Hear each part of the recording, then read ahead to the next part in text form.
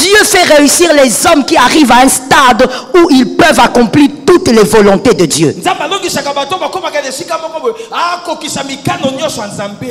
Et pas pour qu'ils soient capables de le faire, Dieu passe l'homme, la femme par la soumission. Et donc Dieu va pousser cette personne dans l'obéissance. Parce qu'une personne qui apprend à se soumettre à Dieu, même dans la réussite, n'oubliera pas que Dieu est la priorité. C'est comme ça que vous verrez, c'est trop triste, mais je crois que ce n'est pas toi. Vous verrez quelqu'un être béni d'un petit, je appelle ça comme ça aujourd'hui, un petit $2000, c'est fini, il ne vient plus à l'église. Non, non, non, non, il ne vient pas. Et d'abord, il vient que le dimanche, et quand il vient le dimanche, il se met là derrière. Et puis, c'est lui qui dit au protocole, je ne veux pas cette chaise, donne-moi une autre chaise. Parce que tel que tu es assis là, pour certaines personnes, pas tout le monde, tu es assis parce que tu n'as rien. Le jour où Dieu t'a béni, tu quittes l'église. Tu commences à aller prier dans une église anglophone.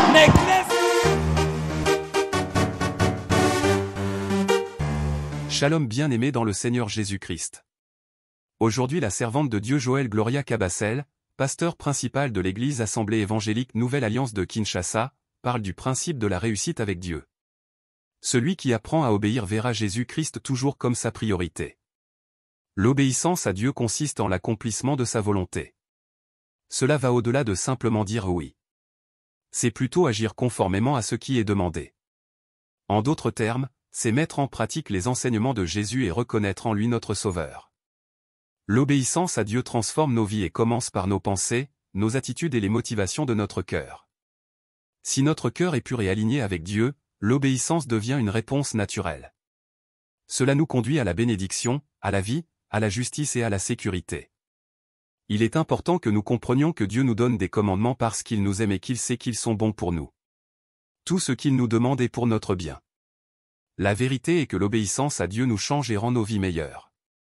Et la véritable obéissance commence par nos pensées, nos attitudes et les motivations de notre cœur, c'est-à-dire notre vie intérieure.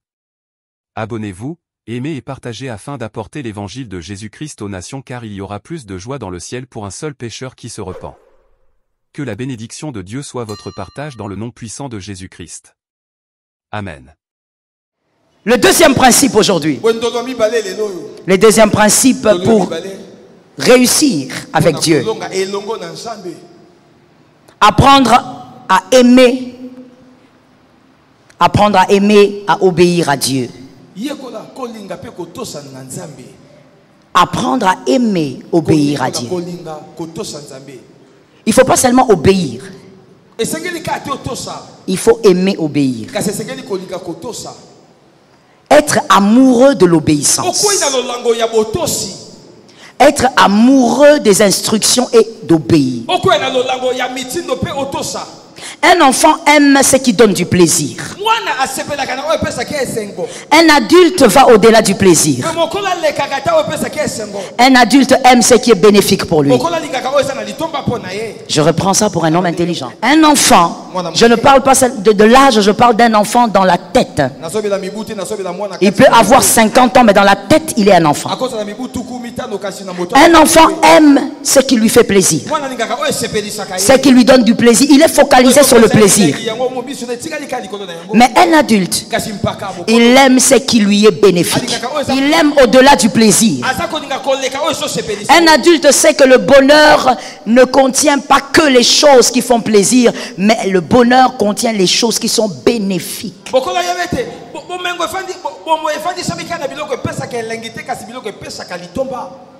Un adulte le comprend. Et donc, pour aimer une chose, il faut déjà être adulte dans son esprit et comprendre pourquoi vous aimez. L'obéissance à Dieu n'est pas facile, mais c'est bénéfique. Que Jésus t'aide. L'obéissance à Dieu nous donne deux choses que j'aimerais te transmettre ce soir. La première, la soumission à Dieu. C'est par l'obéissance que Christ nous apprend la soumission. 1 Samuel 18, 22. 1 Samuel 18, 22. Écoutez, Dieu n'amène pas dans la réussite la personne qui va l'échapper. Non.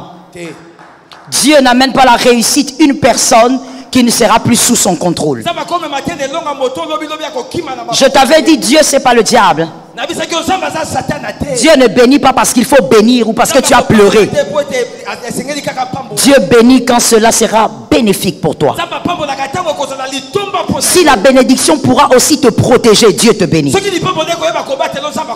Mais si la bénédiction que tu demandes n'est pas en mesure de te protéger, que tu vas t'égarer, Dieu ne te donne pas. Là, nous avons le profil de Saül. Dieu est en train de dire à Samuel, donne au peuple ce qu'il a demandé. Le peuple veut un roi. Donne-lui un roi.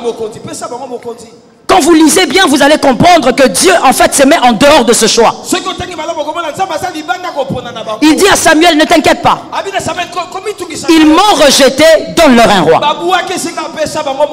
Ça c'était le choix du peuple. Le choix du peuple c'était focalisé sur les aptitudes et les qualités de Saül. Évidemment, moi et vous, c'est ce que nous faisons. Lorsque nous devons choisir quelqu'un, nous tenons compte d'abord des aptitudes ainsi que de certaines qualités. Mais regardez Dieu comment lui veut les choses. 1 Samuel 9.2. 1 Samuel 9.2. On parle encore des aptitudes là-bas de Saül. Vous qui écrivez, vous pouvez prendre ce verset. On parle encore des aptitudes, des allures de Saül. Maintenant Dieu, lui, il veut ceci. Acte 13, 22. Acte 13, 22. Je lis au nom de Jésus. Puis, l'ayant rejeté, il leur suscita pour roi David, auquel il a rendu ce témoignage. C'est Dieu qui rend témoignage. J'ai trouvé David. Que Dieu te trouve. J'ai aimé cet amen là. Que Dieu te trouve. Pas seulement toi, mais qu'il trouve aussi tes enfants. J'ai trouvé David, fils d'Isaïe. Lorsque Dieu va te trouver, que le nom de ton père et de ta mère soit honoré. Homme selon mon cœur. Voilà le problème. Maintenant Dieu s'explique lui-même. C'est quoi selon le cœur de Dieu? Qui accomplira toutes mes volontés? C'est là le problème. C'est là où toi et moi, des fois, nous n'arrivons pas à entrer dans le train de notre réussite. Être en mesure d'accomplir toutes les volontés de Dieu. Dieu fait réussir les hommes qui arrivent à un stade où ils peuvent accomplir toutes les volontés de Dieu. Et pour qu'il soit capable de le faire, Dieu passe l'homme, la femme par la soumission. Et donc Dieu va pousser cette personne dans l'obéissance. Parce qu'une personne qui apprend à se soumettre à Dieu, même dans la réussite, n'oubliera pas que Dieu est la priorité. C'est comme ça que vous verrez, c'est trop triste, mais je crois que ce n'est pas toi. Vous verrez quelqu'un être béni d'un petit, je appelle ça comme ça aujourd'hui, un petit $2000, c'est fini, il ne vient plus à l'église. Non, il ne vient pas. Et d'abord, il vient que le dimanche, et quand il vient le dimanche, il se met là derrière. Et puis, c'est lui qui dit au protocole, je ne veux pas cette chaise, donne-moi notre chaise. Serge, laisse-moi parler d'abord. Il est là, il se met là au fond, et puis il appelle le protocole. Comme si le protocole était son chat. Il fait signe de la main. Et puis il lui dit, moi je ne veux pas m'asseoir là-bas. Donnez-moi cette chaise. Parce qu'il a un petit $2000. Regardez pourquoi Dieu n'aime pas nous bénir. Parce que ça, ce n'est même pas encore la réussite. C'est une goutte petite de bénédiction. Ce n'est pas ça la réussite. Mais regardez, il change. Pourquoi? Parce qu'il a oublié que la priorité reste Dieu malgré tout. Je suis fatigué, vous savez, je suis tellement fatigué. Je travaille du lundi au samedi. Alors, c'est pas le dimanche qu'il faut me voler. Ah bon? Toi, tu connaissais aussi week-end. Toi, tu connaissais week-end. Entre toi et moi, toi, tu connaissais week-end. Toi, tu connaissais pas week-end. Toi, tout ce que tu savais, c'est que même les samedis, là, tu es ici. Le dimanche, tu es ici. Aujourd'hui, tu connais week-end. Toi, tu connais terrain de golf. Toi, tu connaissais le golf. Entre toi et moi, mon frère. Ton papa, là, il est mort. Il n'a pas vu la balle de golf. Toi, tu connaissais le terrain de golf ici à Kinshasa. Tu savais où il y avait le terrain de golf. Aujourd'hui, tu m'appelles, tu me réponds au téléphone. Je dois aller au golf. Je dois me déstresser. J'ai trop travaillé la semaine. Mon frère, j'ai pitié de toi. Tu vas t'arrêter là et tu ne monteras jamais. Parce que Jésus n'est pas ta priorité. Avec des millions ou sans les millions, Jésus reste la priorité. J'ai besoin d'un amen pour que Dieu envoie des millionnaires ici. Il ne faut pas être les sorciers de cette maison. Ne sois pas les sorciers de cette maison. Il faut dans des choses comme ça, il faut dire amen, que Dieu nous envoie. Peut-être que toi tu deviendras jamais. Serge, laisse-moi parler. Peut-être que toi tu seras jamais millionnaire parce que tu n'entends pas. Alors dis même un amen que Dieu m'envoie des millionnaires ici. Je suis en train de dire, avec des millions ou sans les millions, Jésus est la priorité. Jésus. Yes. Que Dieu te fasse monter très haut. Que là dans les hauteurs tu vois encore Dieu très haut. Il y a des gens que Dieu n'aime pas élever. Je veux dire, et je pèse les mots, Dieu n'aime pas les élever. Pourquoi? Combien de fois moi je me suis mis à genoux? Personnellement, je prie pour un fils. Dieu me dit tais-toi. Tais-toi, tu n'as rien compris. C'est que tu me demandes là. Toi-même tu ne comprends même pas ce que tu me demandes. Est-ce que toi tu crois que si je le bénis, toi tu vas, toi-même toi là, toi qui es son pasteur, tu crois que tu vas le contrôler? Je dis, hey, Seigneur, merci Jésus. Alléluia. J'entre dans l'adoration. Je refuse le problème. Parce que tel que tu es assis là, pour certaines personnes, pas tout le monde, tu es assis parce que tu n'as rien. Le jour où Dieu te bénit, tu quittes l'église. Tu commences à aller prier dans une église anglophone. Tu commences à prier à l'église anglophone. Serge, laisse-moi parler. Sinon je te chasse. Tu commences à prier dans une église anglophone. Tu vas prier là-bas, tu n'entends rien. Même bonjour en anglais, tu ne sais pas. Tu parles comme ta langue maternelle. Mais tu vas dans une église anglophone parce que Dieu t'a donné un salaire de $2000. Oh, come on. Que Dieu te délivre de cette sorcellerie. Dieu te fait asseoir d'abord. Parce qu'il te voit. Écoutez, celui qui sait obéir à Dieu, qui aime obéir à Dieu, Dieu sait que même s'il emmène en haut, il verra Dieu encore plus haut. Très bien dit. Il verra toujours Dieu en haut. Mais il y a des gens, Dieu te fait goûter seulement. Dieu est devenu en bas pour toi. Tu commences à avoir des théories sataniques, diabolico, maléfico. Est-ce que vous pensez que l'église c'est le bâtiment? L'église c'est le cœur. Dans ton cœur là, il y a quoi dedans? Il y a les offrandes là dedans. Laisse-moi parler, frère. Je sens beaucoup d'opposition là. L'église c'est le cœur. Réfléchissons, non frère. Des fois, tu sais, il faut seulement avoir l'intelligence. Même si tu laisses la Bible, mais l'intelligence. C'est quoi l'église? C'est quoi le culte?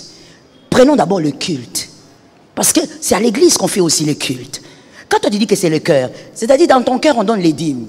Dans ton cœur, on donne les offrandes.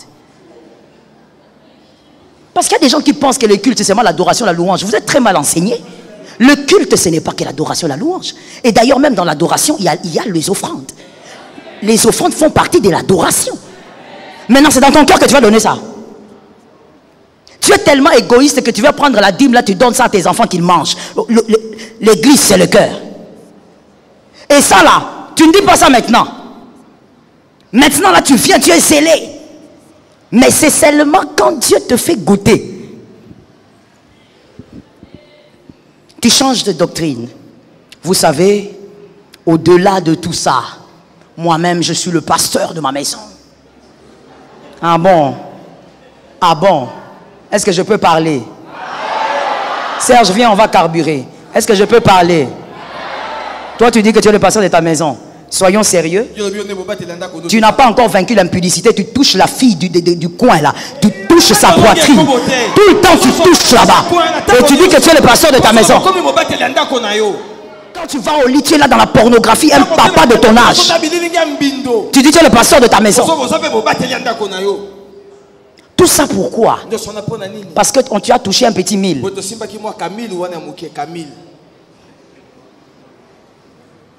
Comment Dieu va faire pour être à l'aise de nous bénir? Apprends à obéir. Aime l'obéissance. Celui qui apprend à obéir verra toujours Jésus comme sa priorité.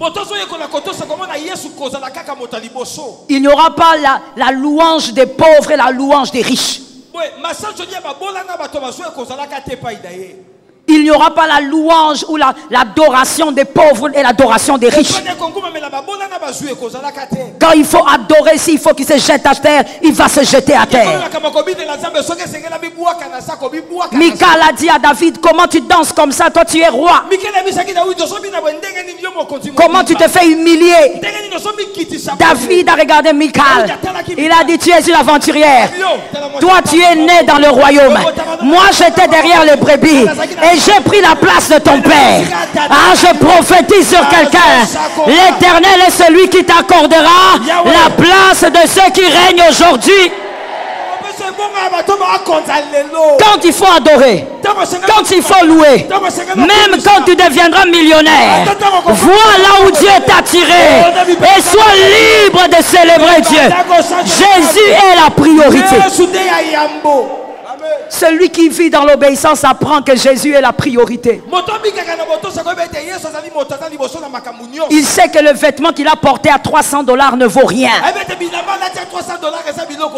Jésus est la priorité.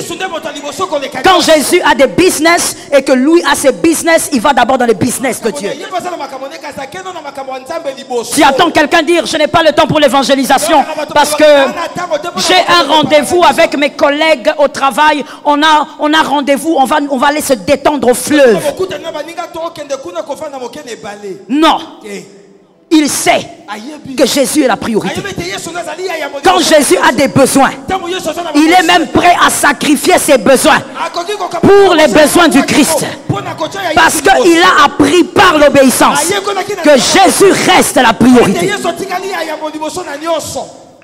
Que Jésus bénisse celui qui a entendu. Par la soumission, vous verrez votre petitesse et la grandeur de Dieu. Au fur et à mesure, vous allez commencer à obéir à Dieu, vous allez vous rendre compte que vous êtes infiniment petit, Dieu est grand. Jean 2, 7 jusqu'à 10. Jean 2, 7 jusqu'à 10. Jésus est venu, il a demandé de remplir les jarres aux noces de Cana. Et ces personnes se disaient, mais qu'est-ce qu'il veut faire? Nous on veut du vin, lui il nous donne de l'eau. Mais au finish, il y avait du vin et le meilleur vin. Les hommes se sont rendus compte que ça ne coûtait rien d'obéir et que eux sont infiniment petits, Dieu est grand. Généralement, quand Dieu nous demande de faire des choses, nous doutons, nous craignons, nous nous posons beaucoup de questions. Surtout quand il s'agit des finances. Nous nous posons des questions. Mais quand on obéit, on se rend compte qu'on était ignorant. On n'avait pas vu qu'après cette obéissance, Dieu avait un grand plan. Celui qui obéit à Dieu dans cette salle ne va pas me contredire qu'à chaque fois qu'on obéit, on réalise son ignorance et la grandeur de Dieu. On voit la grandeur de Dieu. La soumission par l'obéissance tue l'orgueil. Dieu ne marche pas avec les orgueilleux, ce sont les fils des dragons. Il est orgueilleux et il engendre les orgueilleux. Dieu n'ascense pas les orgueilleux. Et s'il veut marcher avec toi, il va briser ton orgueil. Comment ils brisent l'orgueil dans l'obéissance? Généralement, Dieu va vous demander de faire des choses que vous ne voulez pas, qui ne vous plaisent pas, mais que vous devez apprendre à faire avec plaisir. Comment il va briser votre orgueil? Des fois, Dieu va vous demander des choses qui vont vous pétrifier devant les hommes. Ça te diminue. Mais ce n'est pas le diable qui a parlé, c'est Dieu. Ça te rabaisse. Il veut que tu gardes cette position. Devant les personnes auprès de qui tu ne peux pas te rabaisser, mais Dieu te rabaisse par l'obéissance. Voilà l'une des raisons. Dieu ne vous élève pas au-dessus des hommes auquel il ne vous avait pas d'abord rabaissé. Là où Dieu va t'élever, c'est là où il va d'abord te rabaisser. Le chemin de Dieu est qu'il ne peut pas t'élever sur un homme devant qui il ne t'avait pas avant rabaissé.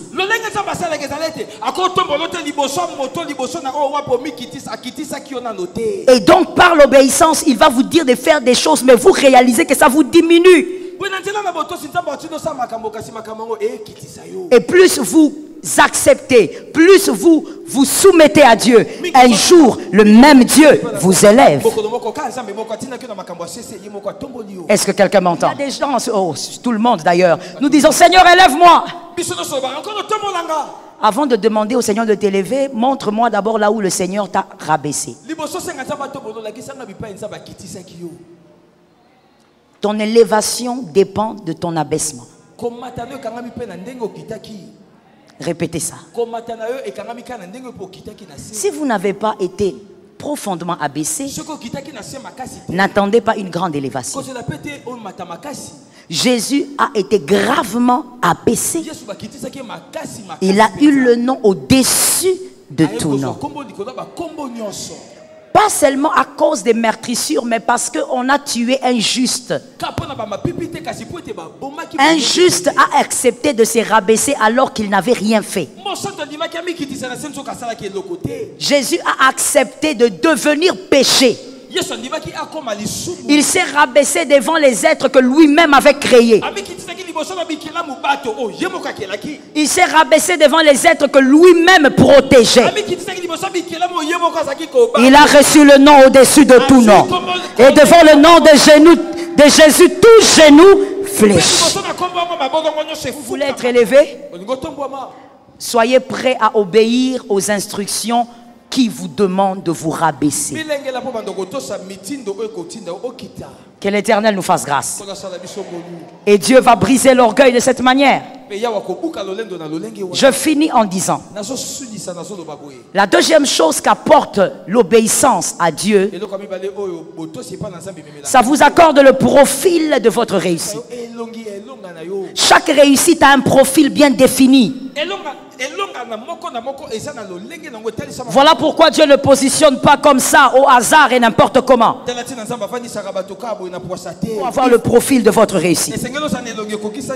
L'obéissance à Dieu vous fait devenir semblable à votre réussite. Écoutons-nous bien parce que nous sommes en train de chuter. Genèse 3, 23. Dieu chasse Adam et Ève du jardin. Ils sont chassés à cause du péché. Mais qui a créé ce péché? C'est Ève. C'est Ève qui a apporté le péché. En d'autres termes, on place Ève dans le confort, on place Ève dans des conditions incroyables, mais Ève a aidé Adam à tout perdre. Donc, allez-y comprendre que Ève ne correspondait pas à la réussite qu'on lui donnait. Ève n'avait pas le profil de la réussite qu'on lui avait accordé. Parce qu'au fait, Ève avait été créée pour aider l'homme. Entretenir le jardin, cultiver, mais il y avait une troisième chose qu'elle n'avait pas vue. Entretenir la relation avec Dieu.